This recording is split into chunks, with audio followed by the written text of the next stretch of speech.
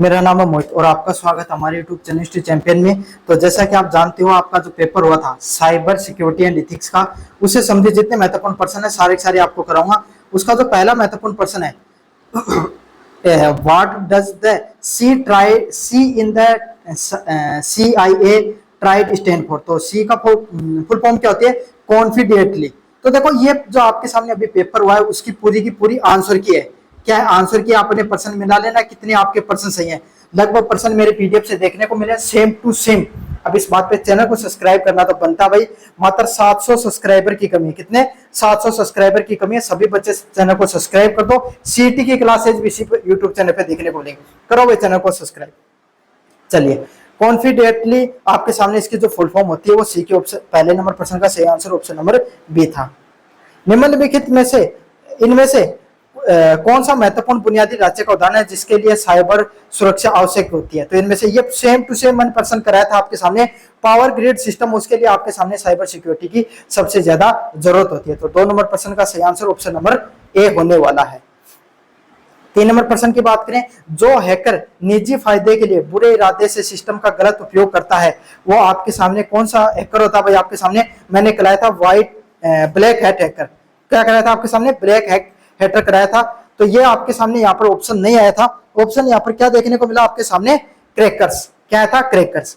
जबकि जो नैतिक हैकर, इथिकल हैकर और व्हाइट हैट हैकर तो एक ही होते हैं, है ना। स्क्रिप्ट टेस्टर का तो कोई मतलब नहीं है। क्रैकर्स इसका फुल जो सही आंसर है वो होने वाला ऑप्शन नंबर बी है, वो बिल्कुल सही होगा। निम्नलिखित में से कौन सा हैकर का प्रकार नहीं है? ब्लैक हैट, व्हाइट हैट, है ना, रेड बटन। रेड बटन एकदम ही अलग चीज आपके सामने, जिसका कोई लेना देना ही नहीं है। तो ऑप्शन नंबर डी है वो एकदम करेक्ट होने वाला है 4 नंबर प्रश्न का। 5 नंबर प्रश्न की बात करें, जो मॉलवेयर खुद को असली सॉफ्टवेयर के रूप में छिपाता है उसको किसके नाम से जाना जाता है? तो उसको किसके नाम से जाना जाता है आपके सामने? ऐसा मॉलवेयर जो खुद को ऐसे दिखाएगा कि वो आपके सामने कैसा है, एकदम सही है। तो ट्रोजन हॉर्स। क्या होगा? Trojan horse. एडवेयर क्या होता है? जो एड दिखाई जाते हैं ना, उसके माध्यम से जो वायरस फैलाया जाता है ना। जो असली सॉफ्टवेयर के रूप में कैसा दिखाई देता है वो ट्रोजन हॉर्स होता है। और पहली नंबर क्लास में मैंने कराया था और मेरी पीडीएफ में भी ये प्रश्न देखने को मिला था। 5 नंबर प्रश्न का सही आंसर ऑप्शन नंबर बी है। पीडीएफ से सेम टू सेम प्रश्न आते हैं। पीडीएफ का लिंक डिस्क्रिप्शन में देखा, वहां से जाकर डाउनलोड कर लेना। किसी भी तरह का मॉलवेयर को खुद को रिप्लिकेट करता है तथा बिना किसी और के फैलता है, वो क्या होता है? वोम होता है। क्या होता है? वोम होता है। 6 नंबर प्रश्न का सही आंसर क्या होगा?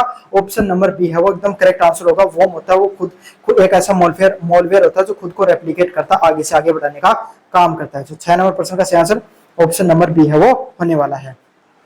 7 नंबर, इनमें से कौन सा एक क्लासिकल सेल्फ रेप्लिकेटिंग मॉलवेयर है जो जिसका नाम किसी ऐतिहासिक घटना के नाम पर रखा गया है? तो 7 नंबर प्रश्न का सही आंसर क्या होगा आपके सामने? 7 नंबर प्रश्न है, इसका सही आंसर आपके सामने होगा ट्रोजन। क्या है? ट्रोजन आपके सामने। सेल्फ रेप्लिकेटिंग है ना, सॉरी, इसका नाम होगा भाई वोम। वोम ही खुद को आपके सामने अगले सेल्फ रेप्लिकेट करता है। अगले वाला है, कौन सी चीज IA ट्रायड में अवेलेबिलिटी उपलब्ध कराने के हिस्से को खतरनाक होती है? तो कौन सी होती है भाई आपके सामने? 8 नंबर प्रश्न का सही आंसर क्या होगा? अवेलेबिलिटी प्रदान करने का कौन सा होगा आपके सामने? अनऑथोराइज्ड डेटा जो मॉडिफिकेशन है वो इसका सही आंसर होगा। 8 नंबर प्रश्न का सही आंसर क्या होगा? ऑप्शन नंबर सी होगा। यही होता है CIA ट्रेड का, यही अर्थ होता है कि आप है ना, कोई भी व्यक्ति है ना आपकी बिना अनुमति के आपके डाटा को चेंज नहीं कर सकता है। तो 8 नंबर प्रश्न का सही आंसर क्या होगा? ऑप्शन नंबर सी है, वो बिल्कुल करेक्ट होगा। हमले के दौरान फाइल को छिपाने का मकसद होता है सिस्टम के परफॉर्मेंस बेहतर करने के लिए हानिकारक फाइलों को पकड़े जाने से, छिपाए करने के से स्पैक बचाएं और सिस्टम को। ऑप्शन नंबर बी क्या होगा? 9 नंबर प्रश्न का सही आंसर क्या होगा? हानिकारक फाइलें हैं उनको पकड़े जाने से छिपाए रखने के लिए। तो ऑप्शन नंबर बी है, वो एकदम सही आंसर होने वाला है 9 नंबर प्रश्न का। साइबर सिक्योरिटी में खतरे के माहौल में स्टडी करने का मुख्य उद्देश्य क्या होता है?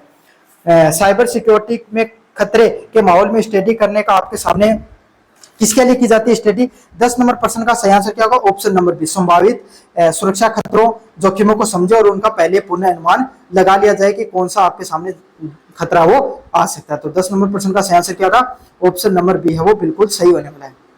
11 नंबर प्रश्न की बात करें, एथिकल हैकर को उन नामों से जाना जाता है, किसके नाम से जाना जाता है? एथिकल हैकर्स को व्हाइट हैट हैकर के नाम से जाना जाता है। किसके नाम से जाना जाता है? व्हाइट हैट हैकर के नाम से जाना जाता है। 11 नंबर प्रश्न का सही आंसर क्या होगा? ऑप्शन नंबर बी है, वो एकदम करेक्ट होने वाला है। Threat vector refers to, threat vector किससे संबंधित होता है भाई आपके सामने? वह रास्ता जिसके जरिए हमलावर किसी सिस्टम तक पहुंच हासिल करता है उसको थ्रेट वेक्टर के नाम से जाना जाता है। जैसे उनको पता है कि आप ऐड वगैरह देखते हो, आप कोई अनऑथराइज्ड वेबसाइट को चलाते हो, तो उसके माध्यम से वो क्या करते हैं, आपके कोई वायरस डाल देंगे या कोई थर्ड पार्टी ऐप डाल देंगे जिसके माध्यम से आपके फोन को हैक किया जा सके, आपको सिस्टम को हैक किया जा सके। तो ऑप्शन नंबर बी है वो सही होने वाला है। चलिए अगला प्रश्न की बात करें, इंटरप्राइज परफॉर्मेंस सिक्योरिटी आर्किटेक्चर का मतलब क्या होता है। तो इंटरप्राइज इंफॉर्मेशन सिक्योरिटी आर्किटेक्चर का मतलब क्या होता है भाई। 13 नंबर प्रश्न का सही आंसर क्या होगा, ऑप्शन नंबर एक ऐसा फ्रेमवर्क जो सुरक्षा रणनीति को व्यावसायिक लक्ष्यों के साथ जोड़ने का काम करता है। तो 13 नंबर प्रश्न का सही आंसर क्या होगा, ऑप्शन नंबर एक होगा, जो एक ऐसा फ्रेमवर्क होता है जो सुरक्षा की जो रणनीति होती है उसको व्यावसायिक रूप से जोड़ने का काम करता है। ऑप्शन नंबर ए है वो बिल्कुल करेक्ट होने वाला है।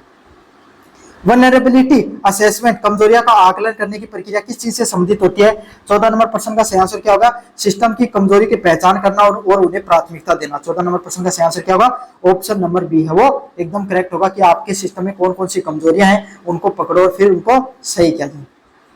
15 नंबर प्रश्न है, वेब एप्लीकेशन सिक्योरिटी इन चीजों से सुरक्षा पर ध्यान देती है। वेब एप्लीकेशन सिक्योरिटी किन चीजों पर ध्यान देती है भाई। 15 नंबर प्रश्न का सही आंसर क्या होगा, option number B, threat like actual injection cross site inscription. तो 15 नंबर प्रश्न का सही आंसर क्या होगा, ऑप्शन नंबर बी है वो सही होगा। साइबर सुरक्षा अनुशासन का अर्थ होता है। तो साइबर सिक्योरिटी किस चीज का अनुशासन देने का काम करती है। 16 नंबर प्रश्न का सही आंसर, इस बात का भरोसा कि सुरक्षा उपाय उम्मीद के मुताबिक काम करें। तो साइबर सिक्योरिटी इसी भाई आपने एंटीवायरस डाल रखा है, किस लिए, इसीलिए डाल रखा है कि आपको पता है कि जो आपका कंप्यूटर वगैरह है उसमें वायरस वगैरह नहीं आएंगे। तो 16 नंबर प्रश्न का सही आंसर ऑप्शन नंबर बी है। 17 नंबर प्रश्न, इथिकल हैकिंग के संदर्भ में हैकर और अटैकर के बीच में मुख्य अंतर क्या होता है। एथिकल हैकर के संदर्भ में हैकर और अटैकर के बीच में आपके सामने मुख्य अंतर क्या होता है। 17 नंबर प्रश्न का सही आंसर क्या होगा, ऑप्शन नंबर बी क्या होगा, अधिकार हैकर कंप्यूटर का इस्तेमाल करते हैं, हमलावर नहीं।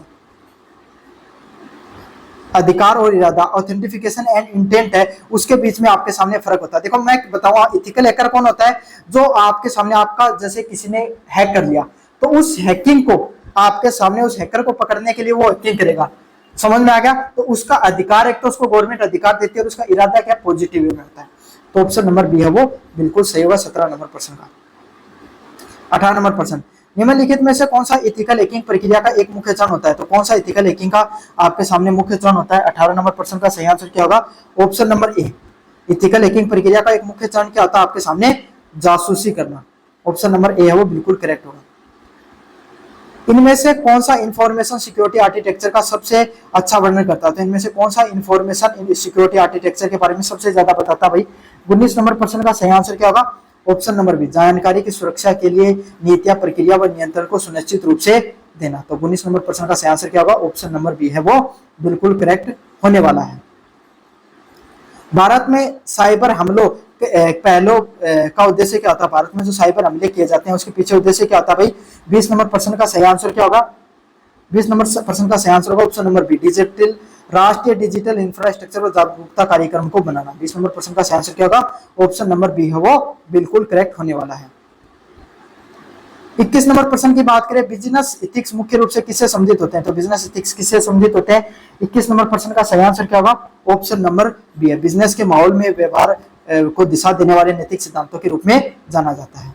समझ में आ गया। चलिए, सूचना प्रौद्योगिकी में नैतिकता विशेष रूप से इन विषयों की बात करता है। सूचना प्रौद्योगिकी में नैतिकता किस चीज को होती है, टेक्नोलॉजी और डाटा का जिम्मेदारी रूप से इस्तेमाल करना। मतलब आप कोई कंपनी में लग गए, उससे डाटा ले लिया, काम सीखा और दूसरे वाले व्यक्ति को बता दिया, ऐसा नहीं करना होता भाई। 22 नंबर प्रश्न का सही आंसर ऑप्शन नंबर बी होने वाला है। इनमें से कौन सा सोशल इंजीनियरिंग अटैक का एक आम प्रकार होता है। सोशल इंजीनियरिंग अटैक का कौन सा एक आम प्रकार होता है भाई। 23 नंबर प्रश्न का सही आंसर क्या होने वाला है, फिशिंग। क्या होता है, क्या होता है, आपको एक जाल में फंसा लिया जाता है कि भाई आपने एक गाड़ी जीत ली, आपने कुछ देख रहे हो, इस प्रकार से आपको जाल में फंसा लिया जाता है। तो 23 नंबर प्रश्न का सही आंसर ऑप्शन नंबर ए है वो बिल्कुल करेक्ट होगा। क्या होगा, ऑप्शन नंबर ए है वो बिल्कुल करेक्ट होने वाला है। अंदरूनी खतरे यहीं से पैदा होते हैं। एक वर्तमान या पूर्व कर्मचारी, ठेका या अनाधिकृत पहुंच वाला। इनसाइडर थ्रेट मैंने क्या बताया था भाई, कोई एक ऐसे अधिकारी जिसके पास जितनी जरूरत होनी चाहिए उससे ज्यादा जानकारी है, तो वो आपको सिस्टम को कभी ना कभी खतरा पहुंचाएगा। तो वो जानकारी दूसरे को साझा करेगा ही करेगा। 24 नंबर प्रश्न का सही आंसर ऑप्शन नंबर बी है। इनसाइडर खतरों से बचाव करने के लिए आपको क्या करना चाहिए, एक्सेस कंट्रोल और मॉनिटरिंग को लागू करना। सेम टू सेम पर्सन मैंने कराया था कि जितनी जरूरत हो उतनी जानकारी दो और बार बार पे आपके सामने उनको जागरूकता कार्यक्रम वगैरह चलाते रहो कंपनी में, और ध्यान भी रखो। इनमें से कौन सा मेलिशियस इनसाइडर का सबसे अच्छा उदाहरण होता है, कोई कर्मचारी जानबूझकर संगठन को नुकसान पहुंचाने के लिए एक्सेस का गलत इस्तेमाल करता है। मतलब ऐसा व्यक्ति जिसको दूसरी कंपनी बोलती है भाई मैं तुम्हें इतना पैसा दे दूंगी, तुम इस कंपनी की सारी सिक्योरिटी की चीजें मुझे लाकर दे दो।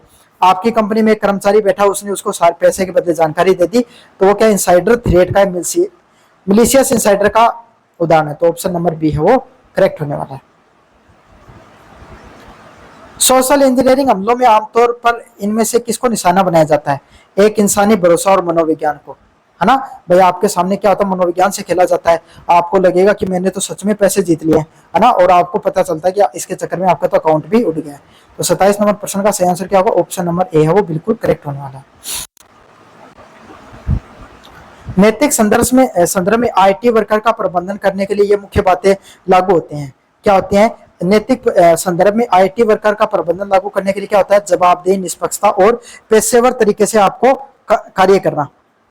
कैसे करना भाई, पेशेवर तरीके से आपके सामने कार्य करना। ऑप्शन नंबर बी है वो बिल्कुल करेक्ट है। आपकी जो अकाउंटेबिलिटी है उसको ध्यान में रखते हुए काम करना। निम्नलिखित में से कौन सा इनसाइडर थ्रेट अंदरूनी खतरे की स्थिति को बताता है। 29 नंबर प्रश्न का सही आंसर क्या होगा, ऑप्शन नंबर बी, किसी भी कर्मचारी द्वारा प्रतिस्पर्धा को गोपनीय डाटा को लीक करना इनसाइडर थ्रेट के नाम से जाना जाता है। तो 29 नंबर प्रश्न का सही आंसर क्या होगा, ऑप्शन नंबर बी है करेक्ट होने वाला है। 30 नंबर प्रश्न की बात करें, सोशल इंजीनियरिंग और अंदरूनी खतरे दोनों को रोकने का सबसे असरदार तरीका क्या होता है भाई। 30 नंबर प्रश्न का सही आंसर क्या होगा, तकनीकी नियंत्रण और कर्मचारियों के लगातार जागरूकता के मेल करना है। ऑप्शन नंबर ए है वो बिल्कुल करेक्ट है। साइबर कानून का महत्व उनकी क्षमताओं को निहित करना होता है। क्या होता है भाई, साइबर कानून किसके लिए बनाया जाता है, साइबर स्पेस में गतिविधि को रेगुलेट करना और कानूनी ढांचा बनाना।